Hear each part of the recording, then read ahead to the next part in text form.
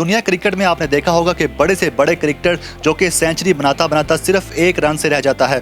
ऐसे ही एक पाकिस्तान के कार ड्राइवर जिनकी ई चलान की सिर्फ सेंचुरी होने ही वाली थी कि 99 ई चलान पर पंजाब सेफ सिटीज अथॉरिटी ने उन्हें डिटेक्ट कर लिया और अब उनकी गाड़ी इस वक्त थाना लिटन रोड पर मौजूद है। ट्रैफिक पुलिस के साथ टीमें हमारी चल रही हैं लाहौर के मुख्तलिफ इलाकों में। अब बेजा किस्म के लोगों को रास्ते में रोक के नाके लगा के वो तंग नहीं हम कर रहे। अगर किसी वजह से ट्रैफिक वार्डन नहीं खड़ा या बिजी है या कुछ एक गाड़ी का चलान कर रहा है और 15 गाड़ियाँ एक ही वक्त में वायलेट कर रही हैं तो 14 निकल जाती थी। अब उनमें से कोई बचत नहीं है, जो भी निकलेगा उसका कैमरे ने कैप्चर कर लिया, उसका ई चलान उसके घर पहुंच जाएगा। उर्दू पॉइंट की वीडियोस देखने के लिए हमारा चैनल सब्सक्राइब कीजिए और बेल के आइकन पर क्लिक कीजिए ताकि आप हमारी तमाम आने वाली वीडियो से बाखबर रह सकें। अस्सलाम वालेकुम, उर्दू पॉइंट में खुशामदीद। मैं हूं आपका मेज़बान उस्मान भट्ट। नाज़रीन, दुनिया क्रिकेट में आपने देखा होगा कि बड़े से बड़े क्रिकेटर जो कि सेंचुरी बनाता बनाता सिर्फ एक रन से रह जाता है। ऐसे ही एक पाकिस्तान के कार ड्राइवर जिनकी ई चलान की सिर्फ सेंचुरी होने ही वाली थी कि 99 ई चलान पर पंजाब सेफ सिटीज अथॉरिटी ने उन्हें डिटेक्ट कर लिया और अब उनकी गाड़ी इस वक्त थाना लिटन रोड पर मौजूद है। पाकिस्तान में ट्रैफिक कवानीन की खिलाफ वर्जी का रुझान क्यों है? पंजाब में, लाहौर में जहाँ देखें शहरी जो है ट्रैफिक कवानीन की खिलाफ वर्जी करते हैं। आखिर क्या वजह है कि शहरी ट्रैफिक कवानीन की पासदारी क्यों नहीं करते? दीगर ममालिक में देखा जाए तो शहरी जो ट्रैफिक कवानीन की खिलाफ वर्जी करते हैं उन्हें भारी जुर्माने भरने पड़ते हैं। तो क्या अगर पाकिस्तान में भी भारी जुर्माने रखे जाएं तो शहरी ट्रैफिक कवानीन की खिलाफ वर्जी से बाज आ जाएंगे? इस वक्त हम पंजाब सेफ सिटीज अथॉरिटी के ऑफिस में मौजूद हैं और हम पंजाब सेफ सिटीज अथॉरिटी के COO कामरान खान साहब से जानते हैं कि क्या जुर्मानों की तादाद अगर बढ़ा दी जाए, क्या जुर्माने अगर डबल कर दी जाएँ तो इस ट्रैफिक कवानीन की खिलाफ वर्जी में कोई कमी आएगी? लोग जो हैं ट्रैफिक कवानीन की पासदारी कर सकेंगे? चलान तो हम यहाँ से इशू कर रहे हैं, रेगुलर इशू कर रहे हैं और महकमा डाक के ज़रिए तकसीम भी हो रहे हैं। उसमें बहुत सारे चलान वापस आ जाते हैं। महकमा डाक हमें वापस करता है कि ये चलान कुछ लोग मौसूल नहीं करते। वजह ये भी हो सकती है कि गाड़ी एक मैंने ख़रीदी थी, गाड़ी मैंने बेच दी। हमारे यहाँ एक कल्चर ये है कि गाड़ी ओपन लेटर पे कई हाथ आगे बिकती रहती है, लेकिन जिसने ओरिजिनल ख़रीदी थी उसके नाम पर ही है। तो चलान तो जो हमारे पास रिकॉर्ड है उसके मुताबिक उसके पास ही जाएगा, लेकिन जब उसके पास जाता है वो कहता है मैं तो गाड़ी बेच चुका हूँ, मैं इसको मौसूल नहीं करूँगा, मैं इसको रिसीव नहीं करूँगा।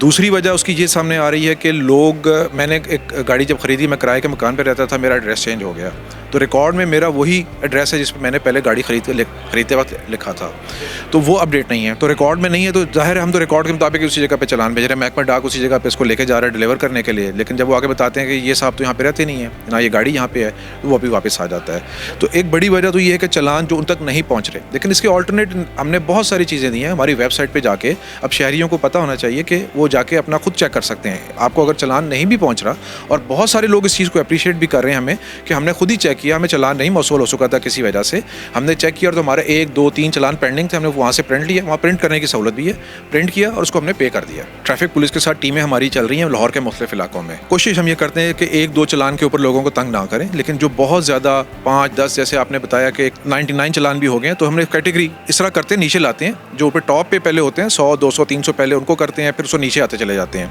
तो कभी वो 20 से ऊपर वाले चलान पे चले जाते हैं, अगर वो सारे रिकवरी हो जाए या उस पर से कुछ नहीं मिल रहे तो फिर हम 15 पे आ जाते हैं, 10 पे आ जाते हैं, 5 तक भी आ जाते हैं। डिपेंड करता है जी, 2-2, 3-3 पे भी पकड़े जाते हैं। ये तो उस चलान में, उसमें कैनवस में है ना, जो हमारी टीमें फिर रही हैं उनको कौन सी गाड़ी मिल जाती है।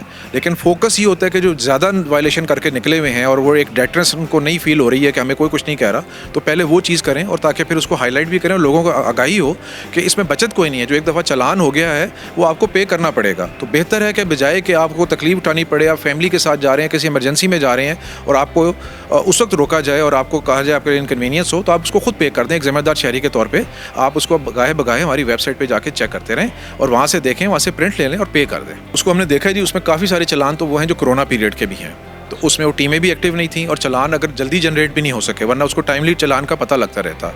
एक वजह तो डिले की ये भी आई है। फिर गाड़ी रैंडमली फिर रही होती हैं, हमें कोई एग्जैक्ट पता नहीं होता कहाँ पे है। उन गाड़ियों को पैटर्न हमें निकालना पड़ता है। चलान हो रहे हैं तो एक पर्टिकुलर रोड से वो सुबह के टाइम पे जाता है, शाम के टाइम पे चलान कर रहा है, दफ्तर से आ रहा है, स्कूल बच्चों को छोड़ने जा रहा है, वो पर्टिकुलर एनालिसिस करना पड़ता है और फिर देखना पड़ता है। हम ये भी नहीं चाहते कि चलाते हुए रोकें उनको।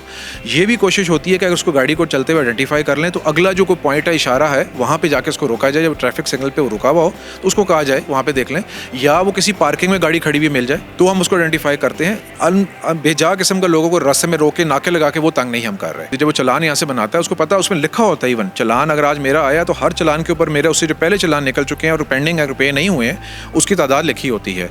इसके अलावा हमने ट्रैफिक पुलिस के साथ जो कोऑर्डिनेशन किया है, ट्रैफिक पुलिस की जो 17 टीमें मैंने आपको बताया चल रही हैं, वो स्पेसिफिकली इसी पर्पज़ के लिए हैं कि वो अपने हमने जो उनको LT सेट्स दिए हैं, हमारे टेलीकम्युनिकेशन सिस्टम है सेफ सिटी का, उसके तहत वो हर वक्त किसी भी गाड़ी का नंबर डाल के देख सकते हैं। और अब लेटली तो ट्रैफिक पुलिस के साथ हमारा कोऑर्डिनेशन इतना अच्छा इस तरह भी हो गया है कि उनके जो आम जगह जगह शहरों में वार्डन्स खड़े हैं, जब वो अपना कोई चालान करेंगे जिस गाड़ी को रोक के मैनुअल जो चालान करेंगे उस सेट में वो डाल के नंबर चेक कर सकते हैं कि आया इसका कोई चालान तो पेंडिंग नहीं है।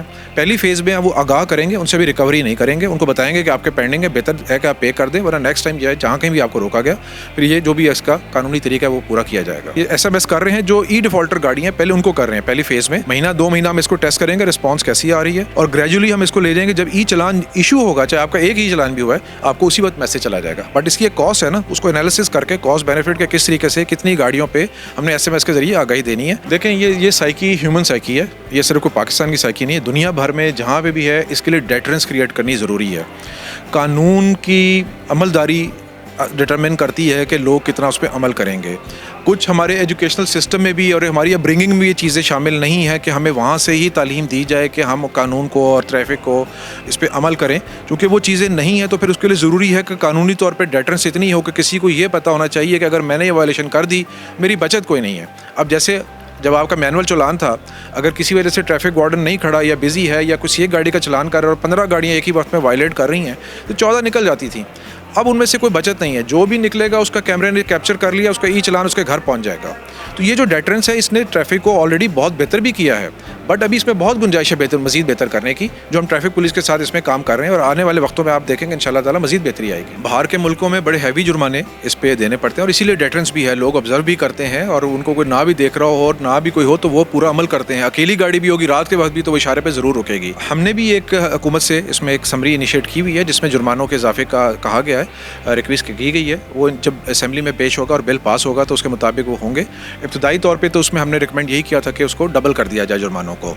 बात समझने की ये है कि हम अक्सर ये कहते हैं जी हमारी आवाम गरीब है और जुर्माने नहीं दे सकती है। ये जुर्माना उसी सूरत में आपको अदा करना पड़ेगा जब आप किसी कानून की खिलाफ वर्जी करेंगे, कानून को तोड़ेंगे। अगर आप इशारा पे खड़े हो रहे हैं और इशारा नहीं काट रहे तो आपको कोई कुछ नहीं कह रहा ना, आपको चाहे वो 10,000 का जुर्माना भी है तो आपको कुछ नहीं कह रहा। अगर आप तोड़ेंगे चाहे वो 100 रुपये हो, जितना भी आपको देना पड़ेगा। और ये हैवी जुर्माने जो दुनिया भर में किए जाते हैं वो मकसद भी ये होता है कि उसकी एक डेटरेंस क्रिएट की जाए और लोग इसको कानून को ना तोड़ें, क्योंकि इस कानून को सड़कों के ऊपर जो इस कानून के तोड़ने का मकसद है कि ना सिर्फ आप अपनी जान को ख़तरे में डाल रहे हैं बल्कि दूसरों की जानों को भी ख़तरे में डाल रहे हैं। हादसात की सूरत में जो ट्रैफिक हादसात होते हैं वो मोस्टली ऐसे ही होते हैं कि आप ओवर स्पीड कर रहे होते हैं या आप और कोई कानून को तोड़ रहे होते हैं, लाल इशारे के ऊपर आप उसको काट के जा रहे हैं और अगली ट्रैफिक खुली हुई है, वहाँ पर वो इस सोच के साथ आ रहा है कि मेरा इशारा खुला है मैं गुजर जाऊँगा, लेकिन गलत साइड से आके हेड ऑन कोलिजन होते हैं, बहुत ज़्यादा नुकसान होता है। तो ये एक डेटरेंस के तौर पे इसको लेना चाहिए ताकि लोग उस पर अमल करें। उनको एक डेटरेंस पे उनको डर हो कि अगर मैंने तोड़ा तो मेरे ठीक ठाक इसकी पेनल्टी पड़ जाएगी, मेरा बजट सारा अपसेट हो जाएगा एक जुर्माना देने से, जो बाहर के मुल्कों में होता है।